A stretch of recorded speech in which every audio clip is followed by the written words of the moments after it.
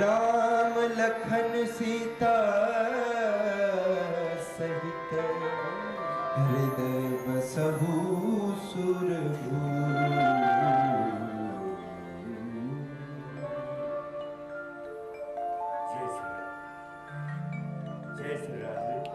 हृदयारविन्दे भवं भवानी सहितं नमामि। कदले गर्भसम्भूतं करपूरेण प्रदेपितम् आरार्तिक्यमहं गुरमे पश्चिमे वरदो भव आरार्तिक्यं समर्पयामि। जलेन शीतलीकरणं पुष्पैः देवताभिवन्दनं परमात्माभिवन्दनम् आरोग्यार्थे आरार्तिक्यग्रहणं हस्तप्रक्षालनं मन्त्रसमाञ्जलि। ॐ नानासुगन्धिपुष्पाणि यथा कालभवानि च पुष्पाञ्जलिर्मया दत्ता गृहाण परमेश्वर। मन्त्रपुष्पाञ्जलिं समर्पयामि नमस्करोमि। बहुत बहुत धन्यवाद। अभी हमारे आचार्यगणों के निर्देशन में व्यासपीठ का पूजन संपन्न हुआ, आरती संपन्न हुई। मैं सभी भक्तजनों से पुनः प्रार्थना करूंगा कि आप जो विलंब से भी आ रहे हैं कि जगह लेकर यथोचित स्थान लेकर आप शांत होकर बैठ जाएंगे और आज पंचम दिवस की कथा सागर में आप गोता लगाएंगे। मैं तमाम माताओं से निवेदन करूंगा कि अब आप लोग अपने स्थान पर यथाशीघ्र कथा पंडाल में जाकर विराजें। माताओं से निवेदन है आवाज़ कम हो और अगर आपका पूजन संपन्न हो चुका हो तो धीरे धीरे आप कथा पंडाल की तरफ चलें और अपने स्थान पर आप बैठ जाएं। ईश्वर की कृपा आप पर बरसती।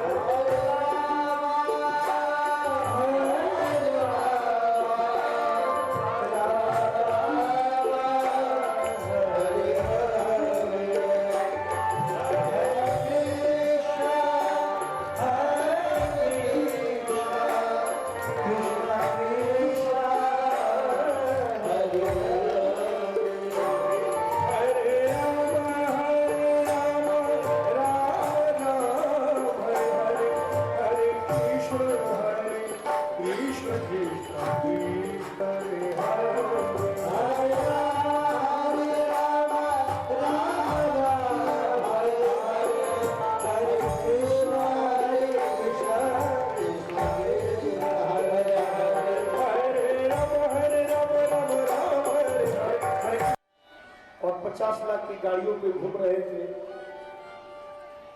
कंजूस खाली अपना बनाते थे लेकिन दान में कुछ नहीं देते।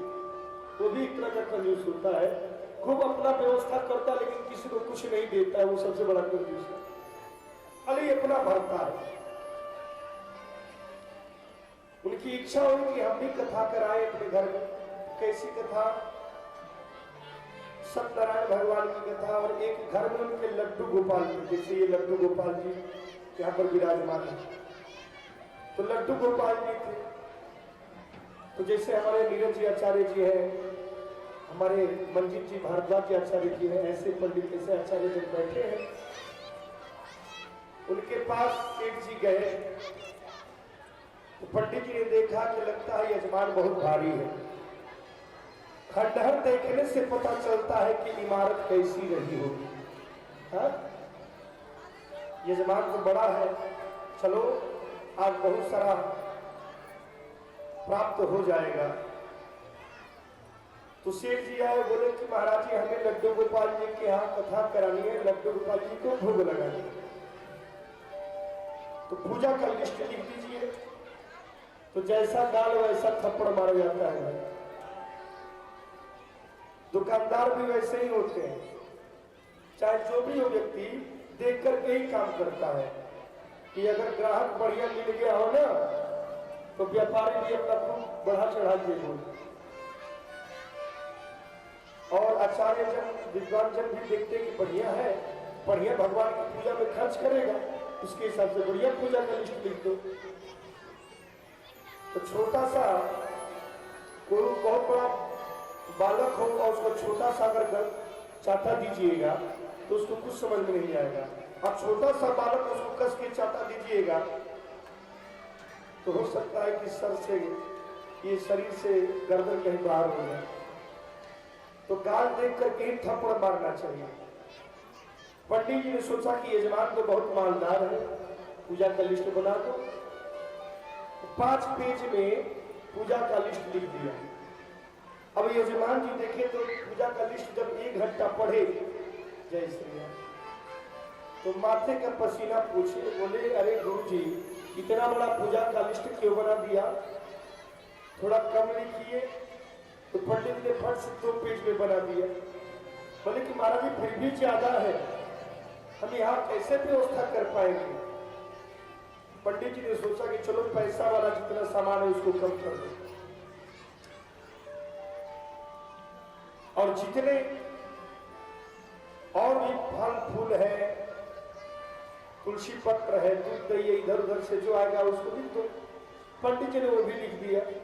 यजमान ने कहा कि महाराज हम इसमें लाने में रह जाएंगे तो हमारा व्यापार समाप्त हो जाएगा, थोड़ा और कम लिखिए। पंडित जी ने कहा ठहरिए, आपको पैसा खर्च नहीं करना। बोले कि हाँ पैसा ना खर्च हो, पूजा भी हो जाए। पंडित जी ने कहा इसका एक ही उपाय है, आप चलिए मैं आता हूं। सेठ जी चले आए, पंडित जी पीछे से आए।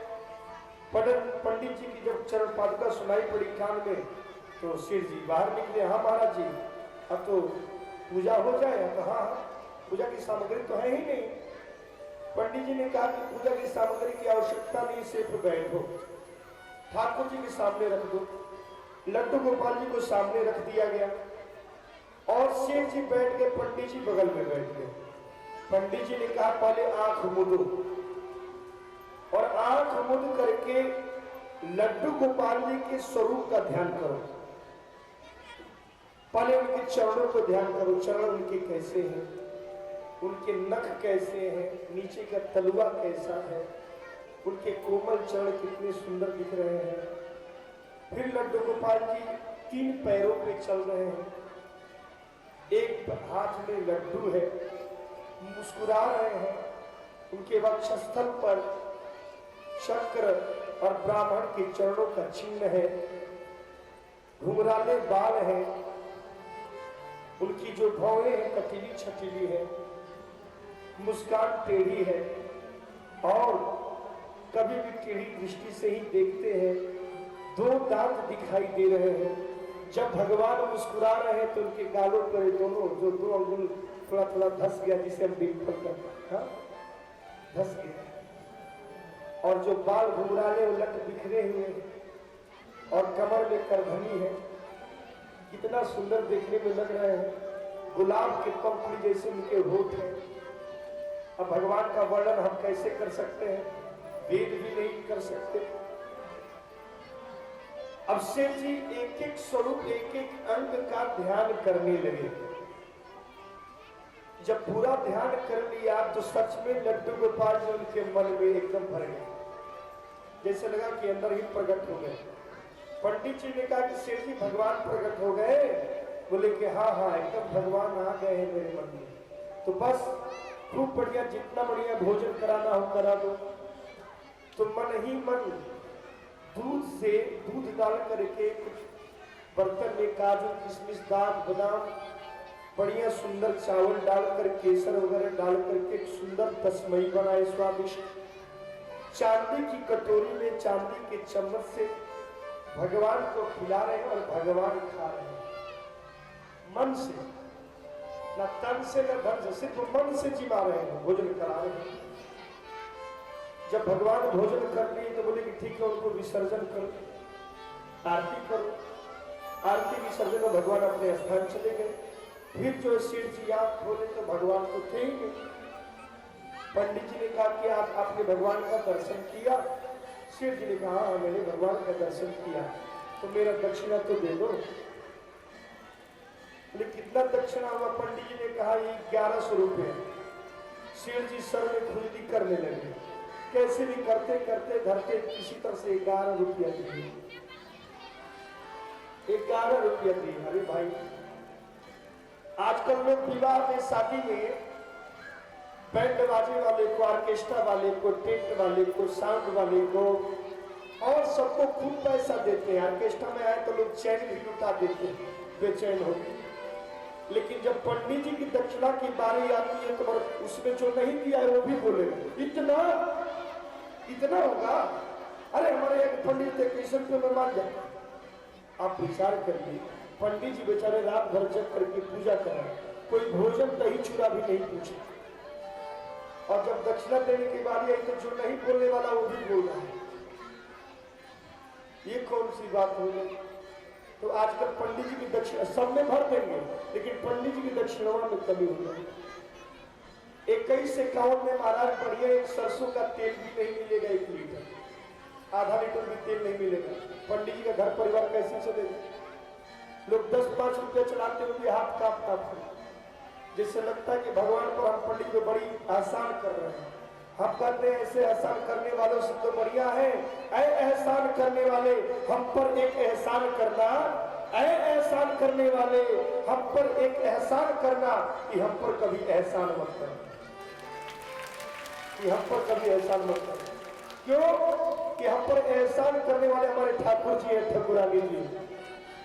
नहीं बुलाओगे तो ठीक। आजकल के एक और नियम चला है, पंडित जी के पास लोग जाते थे, पहले तो मुहूर्त देखते तो दक्षिणा देते, अब मोबाइल पर ही पूछ लेते हैं पंडित जी एकादशी कब है, पंडित जी तेरस कब है, पंडित जी गृह प्रवेश का मुहूर्त कब है, पंडित जी बता दिए, दक्षिणा गया भाग। बोलिए सियावर रामचंद्र की जय। अरे जैसे आपका दुकान व्यापार बिजनेस है, वैसे हमारे ब्राह्मणों का भी। जरा सोचिए कि उनको इतना पैसा दे, उनका काम कैसे चले। एक और बात बता दें, हमारे विजय जी गुप्ता जी हैं, उनके यहाँ सभी लोग बैठे हुए, हम लोग ब्राह्मण लोग हैं। आप विचार कर लीजिए कि अपने घर में 5 औरतों का खर्चा चला लीजिएगा, आपकी बस की बात है, लेकिन एक ब्राह्मण का खर्चा चलाना 5 हाथी का खर्चा बराबर होता है। ब्राह्मण की सेवा, एक ब्राह्मण आपके घर में आ जाए तो पूरे घर के परिवार के लोग एक ही पैर पर नाचते हैं, एक पैर पर।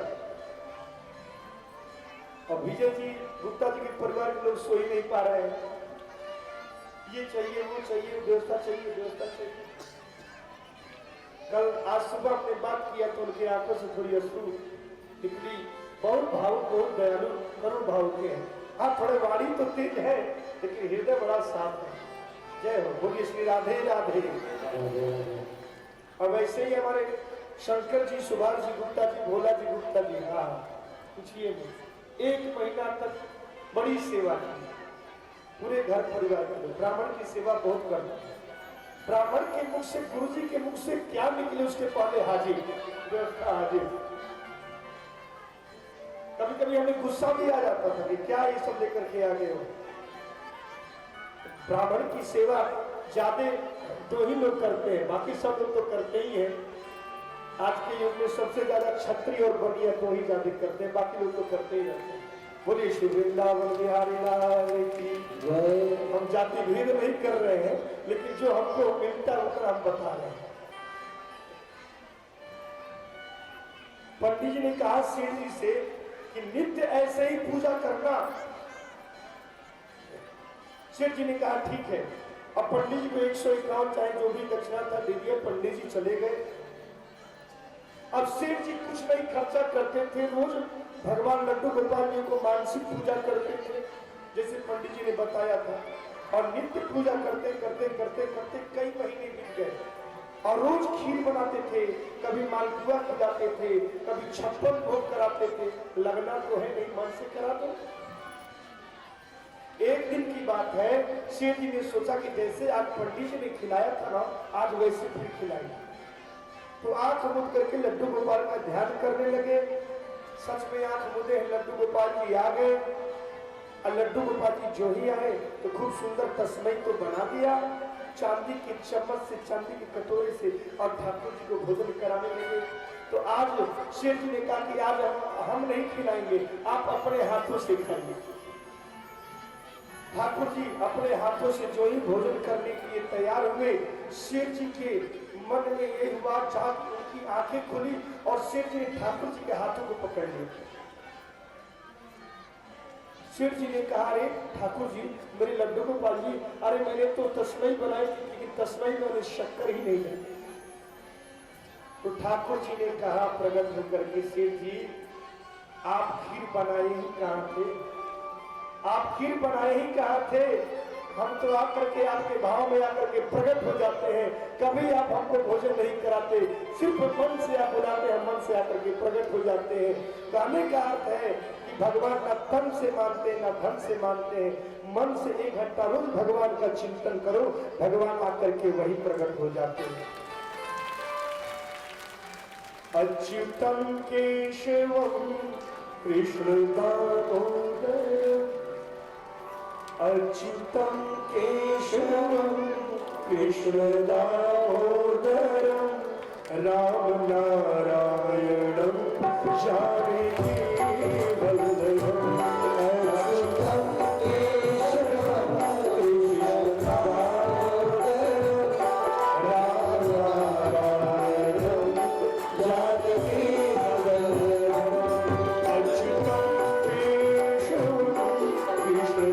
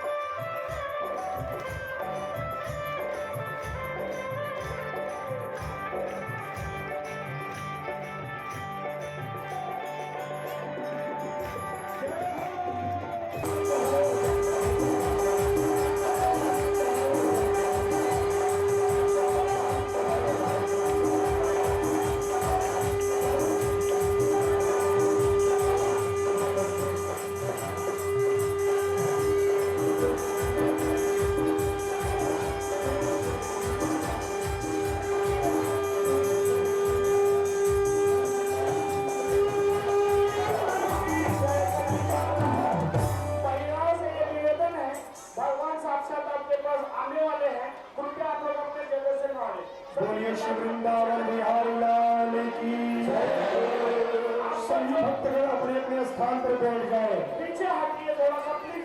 सब लोग पीछे अपने अपने स्थान पर बैठ जाएंगे, कोई खड़ा नहीं रहेगा। आपके